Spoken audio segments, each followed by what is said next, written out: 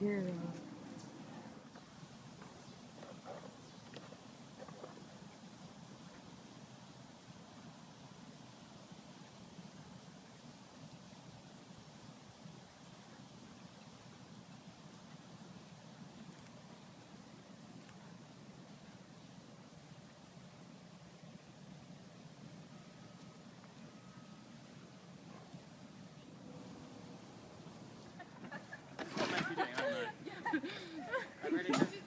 You just stole my face. Oh, sorry. That's fine. What might be doing? I don't know. I'm ready to... You just stole my face. Oh, sorry. That's fine.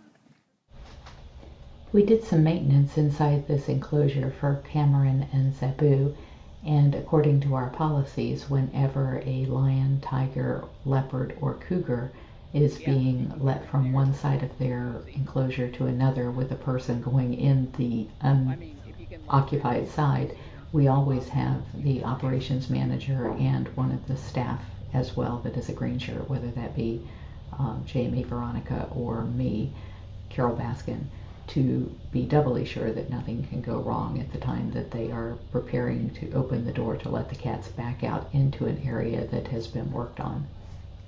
And it sort of worked, and then now it's not working again. It's like they're too far apart at the top.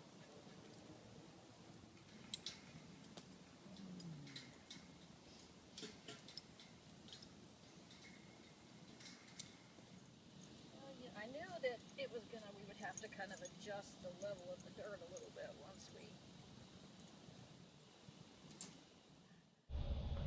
Most of the cats are really good about this. They will let us lock them in their area that we call the lockout. This is where we feed them and give them water each day. So they're comfortable with this area, and they know that they're not going to be locked in there for very long. So Zabu is patiently waiting for us to unsnap and unlock all of the doors so that she can go out into the yard and see what new things the keepers have done for her to enjoy. It seems like every few months we hear in the news about someone being killed by a lion or a tiger or a leopard or a jaguar at a facility where they don't have these double checks in place. And so you have one person tending to very dangerous animals, and if they're not extremely careful, they can end up being killed. This way we at least have two sets of eyes on everything that we're doing whenever we are dealing with these very dangerous carnivores. Well, I'll get, like I said, I'll get the ladder and the hammer, and see if I hammer that side in a little better. If it'll... What's doing? Chris, you ready?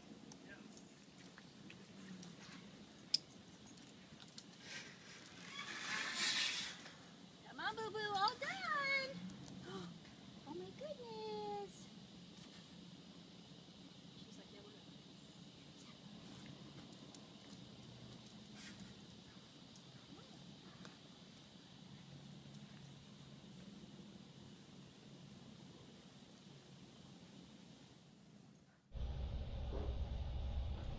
So now that the cats have been let out into their big yard here, we can lock the side that they just came out of and do some work on that door that wasn't working.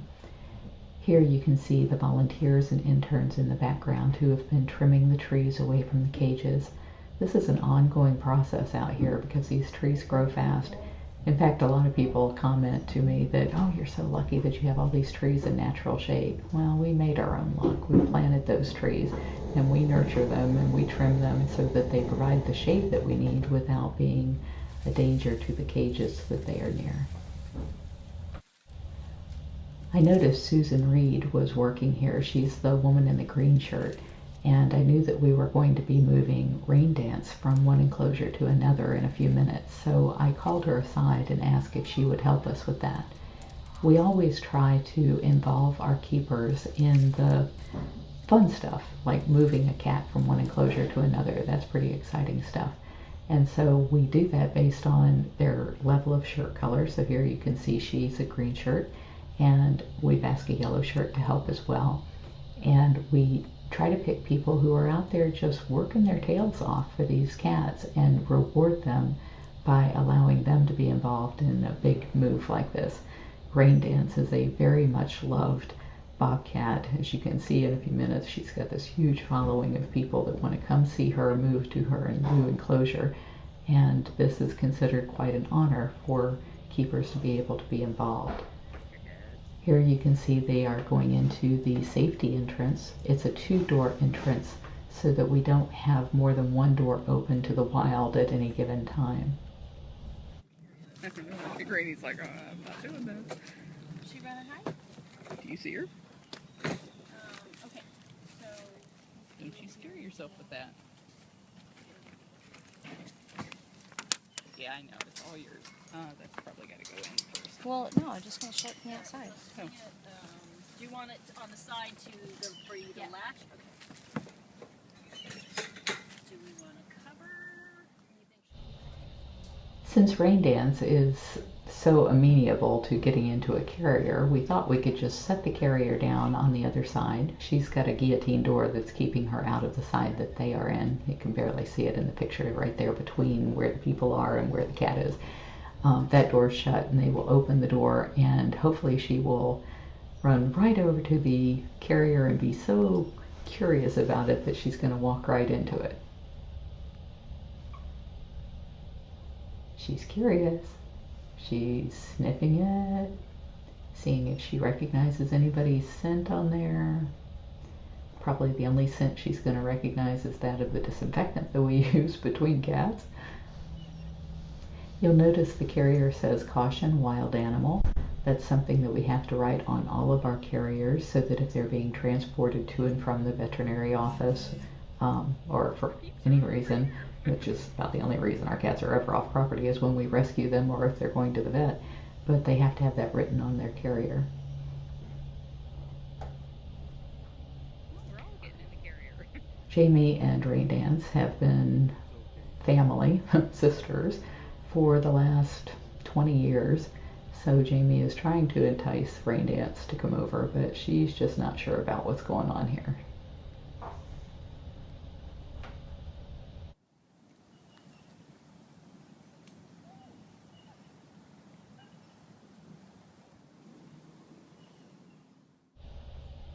The stick that you see in Jamie's hand is a telescoping back scratcher. We don't allow any contact between the public and the cats, or the volunteers for that matter, and the cats. And that applies to staff as well. Even though Jamie and Raindance go back 20 years, Jamie is not going to touch Raindance without it being through something like this back scratcher. And Raindance loves to have her back scratched. So it's Jamie's way of reassuring her that getting in the carrier is not going to be something scary. This is all good stuff.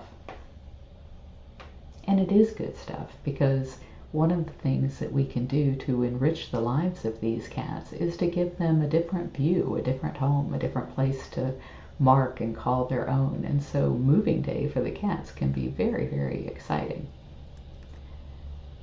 Raindance did not think this was going to be exciting, however, and did not get into the carrier. So what we're doing is putting another carrier on the other side of that guillotine door. When we opened the door, which I did so I wasn't able to film it, she walked right into the carrier and we were able to drop the door and shut it.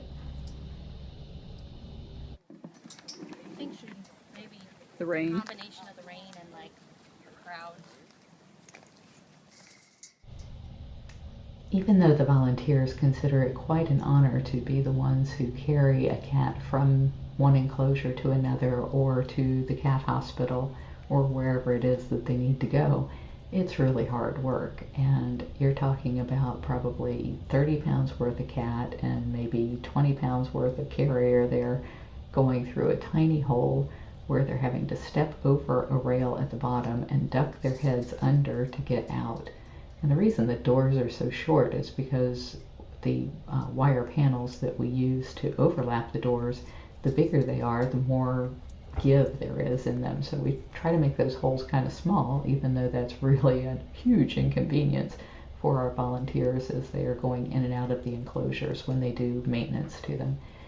Almost all of the cleaning of the cages can be done from the outside, so the only time we go inside is to do some major overhaul of the cage. They are going to weigh Raindance to see how much she weighs in the carrier, and then once we take her out of the carrier, we will weigh the carrier and deduct that and find the weight on the cat. Anytime that we have to move a cat, we try to do as much as we possibly can during that move. So in her case, she's already up to date on all of her vaccinations and she's in pretty good health, so there's no reason to do anything other than get a good weight on her.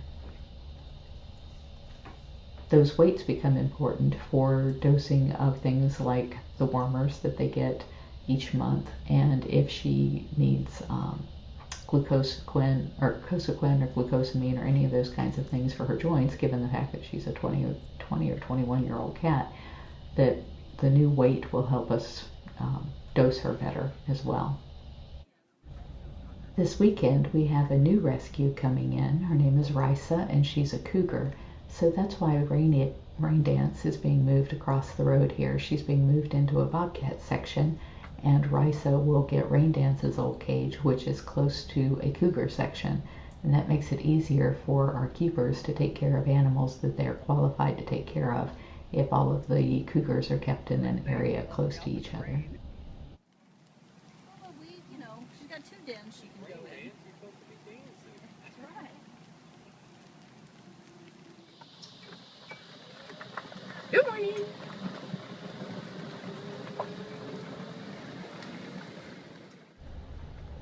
This is one of the work groups that Gail has arranged to come out and do landscaping work just about every other weekend, I think, through the fall and winter. She has people come out and do these big projects. And here are the hollies. Gosh, we love the hollies. They build all of these wonderful platforms that you see for the cats around the sanctuary.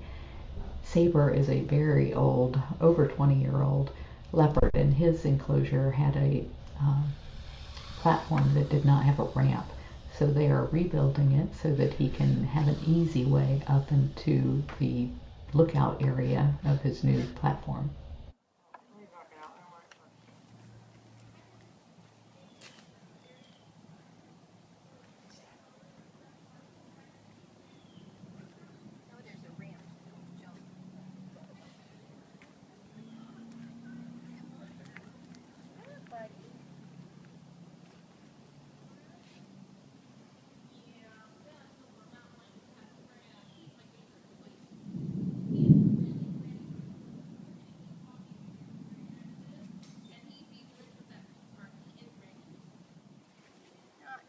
Come see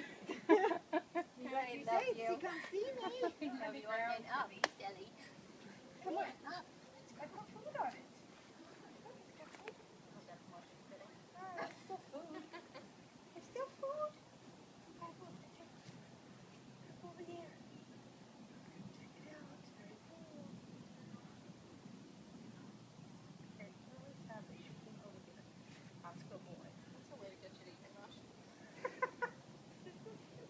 Yes, Get it out. Nobody. Oh, well, that's close. Thank you for the nice new dirt. She's like, yeah. So Yeah, nice and the little cool. recliner, I like I'm that. only here. going to check it out when nobody's watching.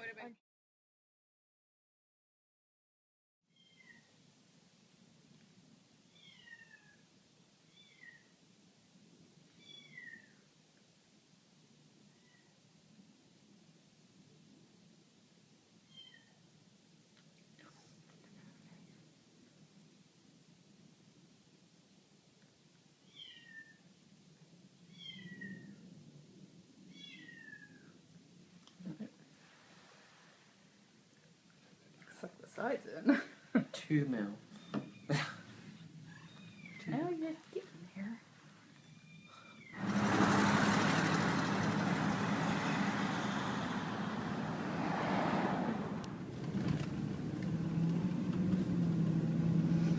Well, that was really sad. We got a call from a lady who said that she had seen a bobcat, a young one, killed on the side of the road. she was afraid to go near it, so I wasn't entirely sure that the cat was dead, but came out here to check it out. There is a lot of construction going on. This is near the intersection of Little Road and Highway 54. And this area is just developing so quickly, and I just passed by a big huge area where they were burning off all of the woods, presumably to build more houses to accommodate more people moving to Florida, and just running these poor bobcats completely out of their habitat. When I got here, I found the bobcat was laying mostly off the pavement on the side of the road. I didn't take any pictures because it was pretty gruesome. So I put the cat in a bag, and we'll take it back to Big Cat Rescue, where we will probably do a necropsy to discover if there's anything that we can learn about the wild bobcat population here, and then we will cremate the cat and give them some dignity in their death that they missed out on in the last few moments of life when the cat came in contact with a car. It's just so sad. It's the worst part of what we do when we are called out here to rescue a bobcat and find that it's already too late.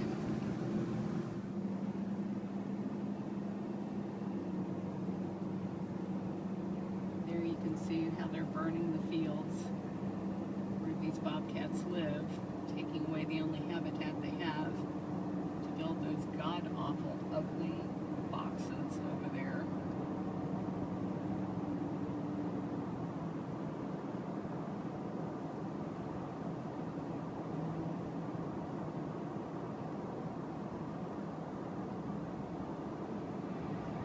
You can hear it running. What you doing, Gail? I am preparing meds for the cats. Wow, look at all those medications. Yeah.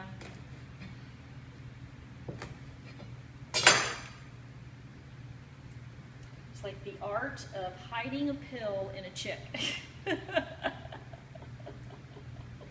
You know, like if you have a pet at home and you have to give them medication, it's usually like for a week, so you have to fool them for a week, but you have to fool these cats for like 15 years. Yeah, exactly. You have to get creative sometimes. Tried the hurry up feature for the video camera yet. Yeah. Without having to go through putting in a security passcode and all. Oh. Getting ready for the big trip.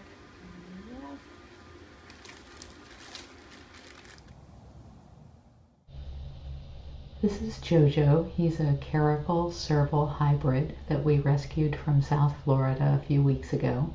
At the time that we rescued him, all of the other cats had been placed and were due to be picked up, but since then one of the placements has fallen through. So this weekend we will be going back to pick up the last cat, Risa, a cougar who has been left behind. This little cutie is one of the foster kittens who nearly died. He was in such bad shape, but now is doing quite well, as you can see, and just now got fed and has a fat little tummy full of milk.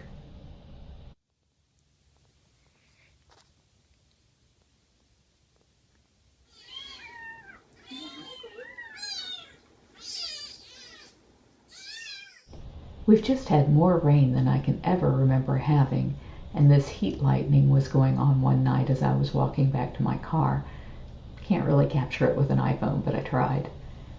These photos are of Rufus, the baby bobcat who died from his seizures. He had been hit by a car, and we were trying to help him out in the cat hospital, but his injuries were such that he ended up dying. I was doing a rehab podcast for Joe Singer, who writes for Vet Street, and had gathered these images to give to her as part of that interview, and so I just wanted to share these with you guys as well. Rufus was really loved by everybody who watched him on his webcam, and I believe this was the last photo that I actually had of him. There's my mom. We were moving a tiger across the tunnel and she was helping. Volunteers moving dirt into an enclosure to raise up some of the low levels, and Bella Tiger. Just a few random pictures of the cats around the sanctuary and some of our visitors, such as the retired police officers. Susan and Howard were taking them out for a tour, and I just got a snap of some of their bikes. The first responders are helping us with our bills to protect big cats from being bred and used as photo props and private pets. Here's Natasha, the Siberian lynx, snoozing away on a Sunday afternoon. This is JoJo. He's one of our most recent rescues, and you'll be hearing me talk a little bit later on about a new rescue that we're going to be doing where JoJo came from. JoJo is a cross between a caracal and a serval. That's why if you're looking at him and thinking, what kind of cat is that? Well, that's probably why you may not have ever seen such a hybrid, and there's certainly no reason to hybridize these cats. They don't belong in private hands and make horrible pets. JoJo has discovered the grass. He loves grass. Can you see JoJo in this picture? Ah, there he is. Yeah, a little bit better shot of JoJo. We do fostering of domestic cat kittens, and this is the Humane Society of Tampa Bay, their animal intake, and one of the moms that we recently rescued in kittens. And here Jamie and one of the interns are bottle feeding the babies. Flavio has been flirting with Bella. She's moved in next door to him since her time in the vacation rotation enclosure, and he just thinks she's the prettiest thing ever, and you can tell she's very impressed. One of the New York servals who'd lived in his basement for his entire life, and Little Feather getting some of her mats combed off. There's Raindance up in her ferns, and we moved Raindance across the aisle into this enclosure so that we can have her old enclosure right here for Risa, the cougar that we will be rescuing from South Florida this weekend. There's my dad building our memorial wall, and Andre and Arthur up on top of their platforms. They're great buddies. This is Rose. Rose passed away recently, and now her enclosure is the home for JoJo. And there's Babs washing our golf carts. We have work groups who come all the time, and they do an awful lot of the landscaping work for us here at the sanctuary. It's hard work, and it requires an awful lot of hands. Leopard cat. Not sure how this picture ended up in here, but it's Dr. Wynn treating a bobcat. And there's Babs cleaning the golf carts again. I love this case that one of our volunteers made for their phone. And here's Jamie voting for us in the Body Shop Dragon Fruit Lip Butter campaign, where Body Shop will be donating to Big Cat Rescue based on the number of online votes that they get, as well as in-store votes. If you buy the Dragon Fruit Lip Butter, they give you a token that you can put in the box to vote for us, and so we really hope that you will do that. Parting words, some sleeping tigers. Thank you very much for joining us at Big Cat Rescue.